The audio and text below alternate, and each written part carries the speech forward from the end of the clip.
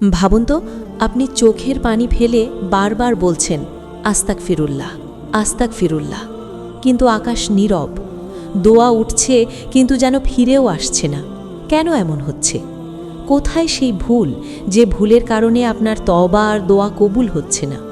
আজকের এই ভিডিওটা আপনার জন্য খুবই গুরুত্বপূর্ণ, কারণ আমরা অনেকেই মনে করি শুধু আস্তাগফিরুল্লাহ বললেই সব মাফ হয়ে যাবে। কিন্তু ইসলাম আমাদের শেখায় কিছু শর্ত আছে, কিছু ভুল আছে, যেগুলো করলে আল্লাহর দরবারে সেই দোয়া পৌঁছায় না। কোরআন ও হাদিসে এমন কিছু সতর্কবার্তা আছে যা শুনলে হয়তো আপনার চোখে পানি চলে আসবে। এই ভিডিওতে আমি এমন 4টি ভয়ঙ্কর ভুল নিয়ে কথা বলবো, যেগুলো আমরা অজান্তেই করি, আর তার ফলেই দোয়া কবুল হতে দেরি হয় বা একেবারেই হয় না। বিশ্বাস করুন, শেষ পর্যন্ত না দেখলে আপনি বুঝতেই পারবেন না আপনি নিজেই কি সেই ভুলগুলোর মধ্যে পড়ে আছেন কি না। তাই অনুরোধ করব, ভিডিওটা শেষ পর্যন্ত মন দিয়ে দেখবেন। আর যদি আপনি চান আপনার দোয়া কবুল হোক, আপনার গুনাহ মাফ হোক, তাহলে এখনই ভিডিওটাতে একটা লাইক দিন। আমাদের টার্গেট 10,000 লাইক। আপনার একটা লাইক হয়তো এই বার্তাটা হাজারো মানুষের কাছে পৌঁছে দেবে। চলুন শুরু করি সেই 4টি ভুল যা আপনার আস্তাগফিরুল্লাহকেও থামিয়ে দিচ্ছে আল্লাহর দরবারে পৌঁছাতে। প্রথম ভুল, মুখে আস্তাগফিরুল্লাহ বলা কিন্তু অন্তরে কোনো অনুতাপ না থাকা। আপনি কি কখনো খেয়াল করেছেন, আমরা অনেক সময় খুব সহজেই বলে ফেলি আস্তাগফিরুল্লাহ, কিন্তু সেই কথার ভেতরে কি সত্যিই কোনো অনুভূতি থাকে? কোনো লজ্জা, কোনো অনুতাপ, কোনো কান্না? নাকি এটা শুধু একটা অভ্যাসে পরিণত হয়েছে? ইসলামে তওবার সবচেয়ে গুরুত্বপূর্ণ শর্ত হল আন্তরিক অনুতাপ। মহান আল্লাহ বলেন, হে ঈমানদারগণ, তোমরা আল্লাহর কাছে খাঁটি তওবা করো। সূরা তাহরিম 66:8। খাঁটি তওবা মানে শুধু মুখের কথা নয়, হৃদয়ের গভীর থেকে আসা আফসোস, নিজের গুনাহের জন্য লজ্জা আর আল্লাহর কাছে ফিরে আসার সত্যিকারের ইচ্ছা। রাসূল সাল্লাল্লাহু আলাইহি ওয়াসাল্লাম বলেছেন, অনুতাপই তওবা। ইবনে মাজা। ভাবুন তো, যদি অনুতাপই না থাকে তাহলে তওবাটা কোথায়? যদি হৃদয় কাঁপে না, চোখে পানি না আসে, নিজের ভুলের জন্য অন্তরটা ভারী না হয়, তাহলে সেই আস্তাগফিরুল্লাহ কি শুধু শব্দ হয়ে যায় না? অনেকেই আছেন গুনাহ করেই যাচ্ছেন, আবার সঙ্গে সঙ্গে বলছেন আস্তাগফিরুল্লাহ, কিন্তু ভেতরে কোনো পরিবর্তন নেই। এই অবস্থাটা খুবই ভয়ঙ্কর, কারণ এতে আমরা মনে করি আমরা তওবা করছি, কিন্তু বাস্তবে সেটা শুধু ঠোঁটের উচ্চারণ, আল্লাহর কাছে গ্রহণযোগ্য নয়। তাই আজ থেকেই নিজেকে প্রশ্ন করুন, আমি যখন আস্তাগফিরুল্লাহ বলি তখন কি সত্যিই আমার অন্তর কেঁপে ওঠে? আমি কি সত্যিই সেই গুনাহ থেকে ফিরে আসতে চাই? মনে রাখবেন, আল্লাহ আমাদের শব্দ নয়, আমাদের হৃদয় দেখেন। যদি অন্তর থেকে এক ফোঁটা সত্যিকারের অনুতাপ আসে, সেটাই আল্লাহর কাছে অনেক মূল্যবান। আর যদি অন্তর ফাঁকা থাকে, তাহলে হাজারবার বললেও সেই দোয়া আকাশ ছুঁতে পারে না। তাই আসুন, শুধু মুখে নয়, হৃদয় দিয়ে বলি আস্তাগফিরুল্লাহ। দ্বিতীয় ভুল, গুনাহ ছাড়ার দৃঢ় সিদ্ধান্ত না নেওয়া। আপনি আস্তাগফিরুল্লাহ বলছেন, কিন্তু সেই একই গুনাহে আবার ফিরে যাচ্ছেন, বারবার একইভাবে। কখনো কি ভেবে দেখেছেন এটা কত বড় একটি ভুল? ইসলামে তওবা শুধু মুখের কথা নয়, বরং একটি দৃঢ় সিদ্ধান্ত যে আমি আর এই গুনাহে ফিরে যাব না। মহান আল্লাহ বলেন, আর তোমরা তোমাদের প্রতিপালকের কাছে ক্ষমা চাও, তারপর তার কাছে তওবা করো। সূরা হুদ 11:3। এখানে শুধু ক্ষমা চাওয়া নয়, বরং ফিরে আসার কথা বলা হয়েছে, মানে জীবনের দিকটাই বদলে ফেলা। রাসূল আমাদের শিখিয়েছেন, সত্যিকারের তওবা সেই যেখানে মানুষ গুনাহ ত্যাগ করে এবং পুনরায় না করার সংকল্প করে। কিন্তু আমরা অনেক সময় কি করি? গুনাহ করার পর বলি আস্তাগফিরুল্লাহ, তারপর কিছুক্ষণ পর আবার সেই একই পথে হাঁটি। এতে তওবার গভীরতা থাকে না, থাকে শুধু অভ্যেস। একটা উদাহরণ ভাবুন, কেউ যদি আগুনে হাত দেয়, পুড়ে যায়, তারপর বলে আমি আর কখনো আগুনে হাত দেব না, কিন্তু কিছুক্ষণ পর আবার একই কাজ করে, তাহলে কি সে সত্যিই শিক্ষা নিয়েছে? ঠিক তেমনি গুনাহ থেকে ফিরে না আসলে আস্তাগফিরুল্লাহ শুধু শব্দেই সীমাবদ্ধ থেকে যায়। এটা ঠিক যে মানুষ ভুল করবেই, আমরা সবাই গুনাহগার, কিন্তু পার্থক্যটা এখানে, কেউ ভুল করে আবার উঠে দাঁড়ায়, নিজেকে বদলানোর চেষ্টা করে, আর কেউ একই ভুলে বারবার ডুবে থাকে, কোনো পরিবর্তন আনে না। তাই আজ থেকেই নিজেকে একটা প্রশ্ন করুন, আমি কি সত্যিই বদলাতে চাই? আমি কি সত্যিই সেই গুনাহ ছেড়ে দিতে প্রস্তুত? মনে রাখবেন, আল্লাহ অত্যন্ত দয়ালু।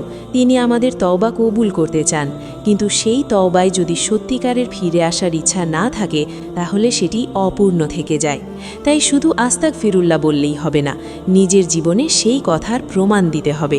দৃঢ়ভাবে বলুন, হে আল্লাহ, আমি আর এই গুনাহে ফিরব না, আর সেই অনুযায়ী চলতে শুরু করুন। তৃতীয় ভুল, হারাম উপার্জন ও অন্যায়ের ওপর থেকে তওবা না করা। আপনি আস্তাগফিরুল্লাহ পড়ছেন, দোয়াও করছেন, কিন্তু আপনার উপার্জন, আপনার লেনদেন, আপনার জীবনের কিছু অংশ কি এখনও হারাম বা অন্যায়ে ভরা? যদি এমন হয় তাহলে এটা এমন একটি ভুল যা দোয়া কবুলের পথে বড় বাধা হয়ে দাঁড়ায়। রাসূল সাল্লাল্লাহু আলাইহি ওয়াসাল্লাম এক ব্যক্তির কথা বলেছেন, সে দীর্ঘ সফরে চুল এলোমেলো, ধুলি ধূসর অবস্থায় হাত তুলে বলছে, ইয়া রব, ইয়া রব। দেখতে তো মনে হয় তার দোয়া কবুল হওয়ার সব লক্ষণ আছে, কিন্তু নবী সাল্লাল্লাহু আলাইহি ওয়াসাল্লাম বলেন তার খাবার হারাম, পানীয় হারাম, পোশাক হারাম, তাহলে তার দোয়া কিভাবে কবুল হবে? মুসলিম। এই হাদিসটা আমাদের ভেতরটা কাঁপিয়ে দেয়। আমরা হয়তো নামাজ পড়ছি, আস্তাগফিরুল্লাহ বলছি, কিন্তু যদি আমাদের রিজিক হারাম হয়, ঘুষ, প্রতারণা, সুদ, অন্যের হক নষ্ট করা, তাহলে সেই তওবা কি পূর্ণ হয়? মহান আল্লাহ পবিত্র, তিনি পবিত্র জিনিসই গ্রহণ করেন। তাই শুধু মুখে তওবা নয়, জীবনের প্রতিটা অংশকে পবিত্র করা জরুরি।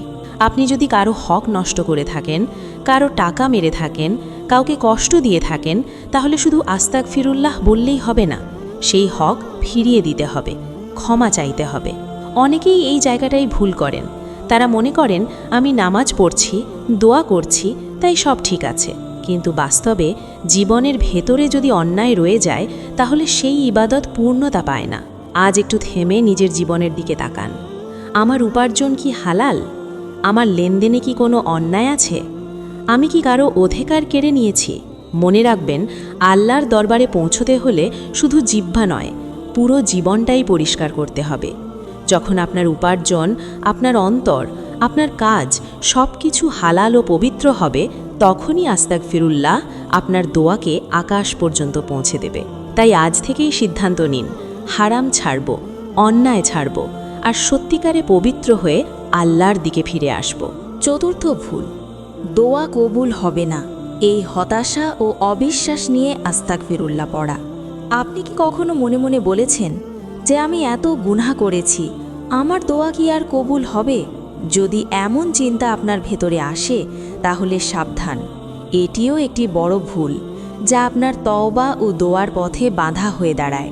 মহান আল্লাহ নিজেই কোরআনে ঘোষণা করেছেন, হে আমার বান্দারা, যারা নিজেদের উপর জুলুম করেছ, তোমরা আল্লাহর রহমত থেকে নিরাশ হও না, নিশ্চয়ই আল্লাহ সব গুনাহ ক্ষমা করেন। সূরা জুমার ৩৯ নম্বর আয়াত। এই আয়াতটা শুধু শব্দ নয়, এটা আশার আলো, এটা ভালোবাসার ডাক। রাসূল সাল্লাল্লাহু আলাইহি ওয়াসাল্লাম বলেছেন, তোমরা আল্লাহর কাছে দোয়া করো এই দৃঢ় বিশ্বাস নিয়ে যে তা কবুল হবে। তিরমিজি।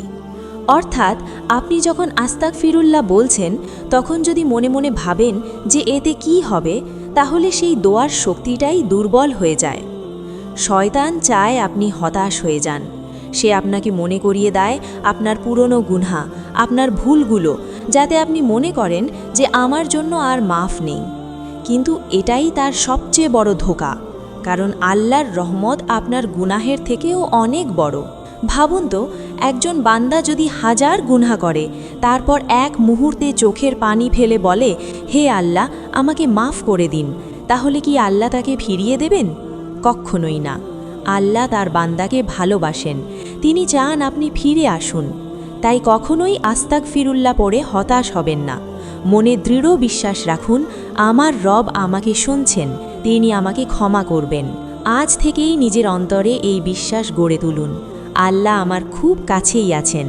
আমি যতই ভুল করি না কেন, যদি সত্যিকারে ফিরে আসি, তিনি অবশ্যই আমাকে গ্রহণ করবেন। মনে রাখবেন, হতাশা নয়, আশাই আপনার দোয়াকে আকাশ পর্যন্ত পৌঁছে দেয়। প্রিয় ভাই ও বোন, এই ভিডিওতে আমরা এমন 4টি ভুল নিয়ে কথা বললাম যেগুলো আমরা অনেকেই অজান্তে করে ফেলি। মুখে আস্তাগফিরুল্লাহ বলি, কিন্তু অন্তরে অনুতাপ থাকে না। গুনাহ ছাড়ার দৃঢ় সিদ্ধান্ত নেই না।